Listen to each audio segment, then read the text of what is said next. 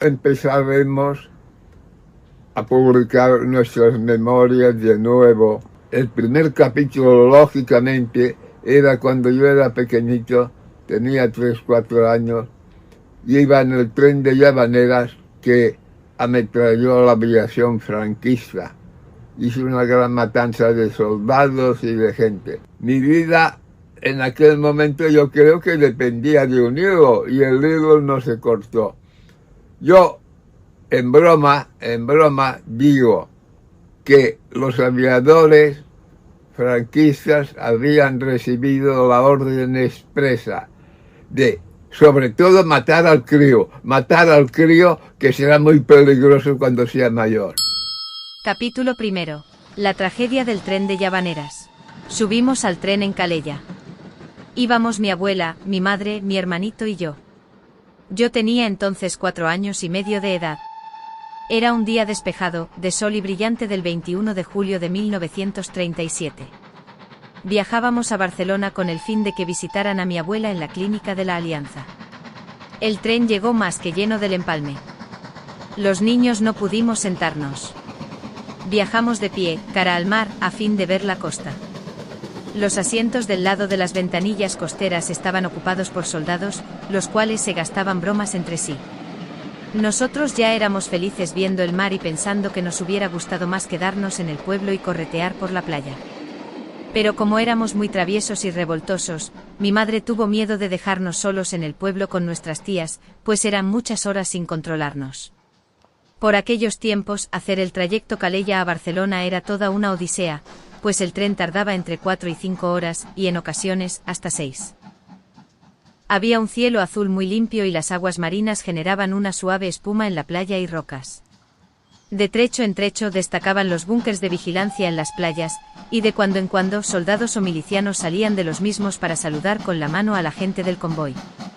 En un momento dado por el horizonte marino, en que el cielo azul parecía fundirse con el azul verdoso de las aguas, empezaron a distinguirse 3 puntos oscuros, cual gaviotas o quizá albatros. Se los señalé a mi hermanito Joan.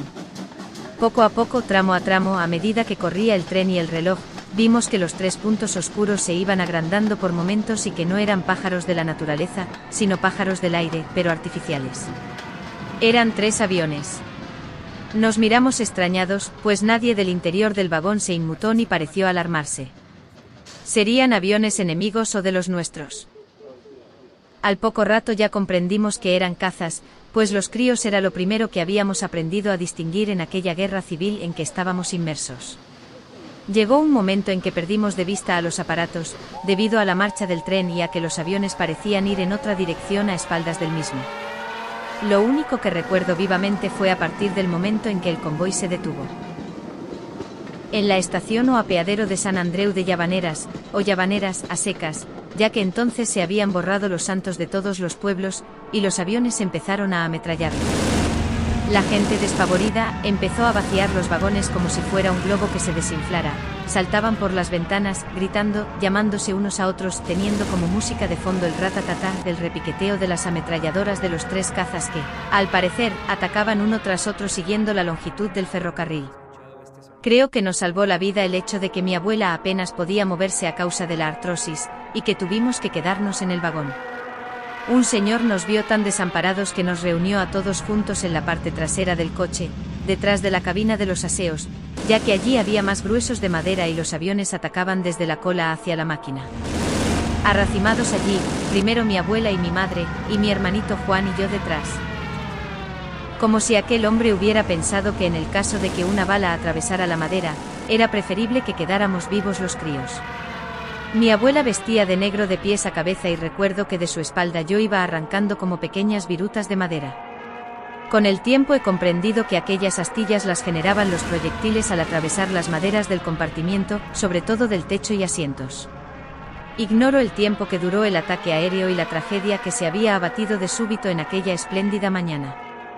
Cuando pareció que los aeroplanos se habían ido y no se oían disparos, bajamos del tren y poco a poco, pues mi abuela no podía ir deprisa por los dolores articulares de sus caderas, nos dirigimos hacia unos campos que estaban cerca del apeadero, en los que crecían lo que parecían cañas y plantas muy altas.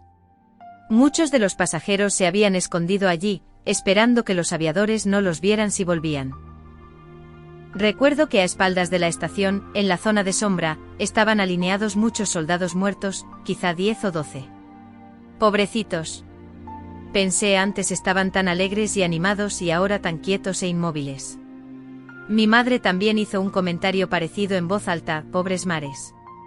Y lo más curioso que recuerdo, después de tantos años, es que mientras nosotros 4 nos íbamos acercando al campo de lo que parecían panochas para escondernos, cogidos de las manos, por la cercana carretera que conducía hacia la parte elevada en que se hallaba San Andreu de Llavaneras, bajaban corriendo como desesperados las gentes del pueblo para socorrer a los heridos, en una jornada más de la sangrienta guerra que parecía ir cebándose cada vez más en la población catalana.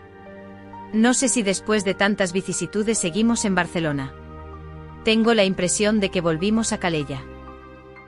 Mi abuela no vivió mucho tiempo más y su recuerdo se esfuma en la niebla de la mente, a causa del poco trato que tuvimos con ella dado nuestra corta edad, y de que vivíamos en Barcelona. Tanto sufrimiento. ¿Para qué?